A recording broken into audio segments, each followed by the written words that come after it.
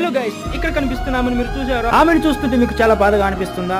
ఆమె చాలా రోజులుగా అనారోగ్యంతో బాధపడుతుందని మాకు తెలియదు. ఎలాగైనా ఆమెతో కాసేపు మాట్లాడి ఆమెకు ఏం కావాలో తెలుసుకోవాలనుకున్నాను. సో నేను మాత్రం ఫుడ్ ఏమైనా తింటారా అని అడిగాను. తను మాత్రం ఏమి వద్దు నాయనా అని అంది. ఈ సమాజంలో వద్దు అనలేనిది ఏదైనా ఉంది అంటే అది కేవలం ఫుడ్ మాత్రమే. అలాంటిది ఈమె వద్దు అని చెప్పిందంటే ఈమె వెనకాల ఎంత బాధ దాగి ఉందో తెలుసుకుందాం. ప్రాబ్లం ఏమిటమ్మా అంటే ఆమె చెప్పిన ఒకే ఒక మాట, నాయనా నాకున్న 2 కొడుకులు రోడ్ యాక్సిడెంట్ లో చనిపోయారు. ఇప్పుడు కేవలం నాకున్నది ఒకే ఒక నా మనవడు మాత్రం.